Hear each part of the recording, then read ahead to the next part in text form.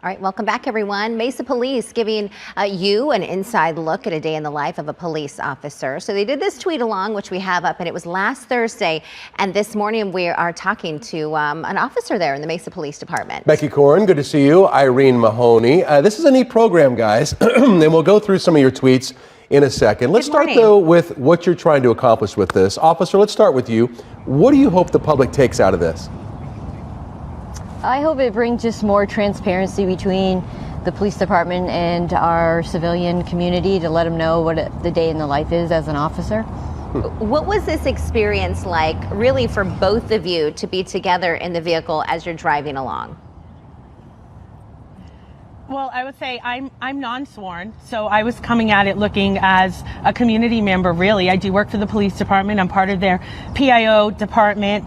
And for me, it was just really an eye-opening experience to see our officers in action, kind of their day-to-day, just interacting with our community, having conversations, and just seeing what they do throughout their shift. Okay, so let's take a look at a few of these if we can. And these are all yours, I assume, Irene, all these tweets. And we'll pull them up as we go through.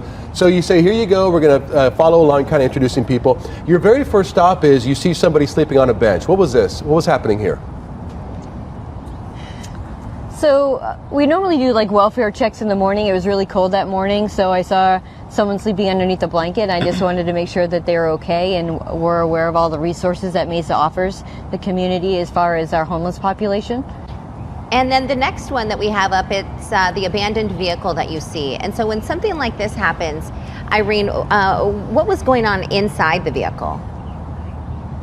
So when we pulled into the area where the car was parked, Officer Corrin was just kind of observing what was going on and seeing if there was, we could see if there was anybody inside. We couldn't see from our vantage point. And so she pulled around. She didn't see any visible plates. So she, got out of the vehicle, went over, looked through the window. Of course, through my mind, I'm like nervous. Right. You never know what you're gonna find. I was nervous because I was like, is somebody in there? Are they gonna, and she just was really calm and tapped on the window, and obviously there was a young man inside and he was sleeping, waiting for the library to open, and they had a really good conversation, and we were able to share some resources with him and hopefully, help him out a little bit. So maybe living in the SUV or something like that. And in here, I thought this was interesting.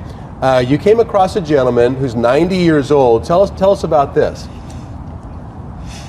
It was kind of unique. He was about 90 years old, just on a bench right outside one of our local stores. And it just kind of struck me like we need to find where he's from. He wasn't really communicating very well with us. And, it was cold outside as well. And I'm like, okay, we need to use as much resources as possible to ensure the safety of this older gentleman. So we are calling all around, and we were able to touch base with a relative. And we also had our victim's advocate come out, and we ended up using a lot of resources to help him find back to his residence. It was great. Officer Corrin, I think all of these photos that Irene posted, I think it gives, at least Troy and I in studios, we were going through the tweets, and I think a lot of people at home, a different perspective on what officers do on the roadways, don't you think? I mean, you respond to so many of these cases more than some of the other things that really kind of dominate the news headlines so often. Yeah, and I thought that too. I said people see kind of the big stories, or things that make headlines, but they don't really get to see the actual day-to-day, the contacts that are being made, the community outreach that's being done. And so I thought it was really interesting and important to show that. Well, Officer, thank you for all that you do. Irene, I think that was really eye-opening. I'm glad you guys are doing this program. We'll look forward to seeing more of these. Thank you both so very much. Thank you. Appreciate it. Have a good morning. Thank you. Yeah, interesting. And then at the end of it, we kind of flew through this, but this one here, they saw an abandoned vehicle and checked it out and ended up being stolen. So then they dusted it for print. So they're working on crimes, but they're also helping people out.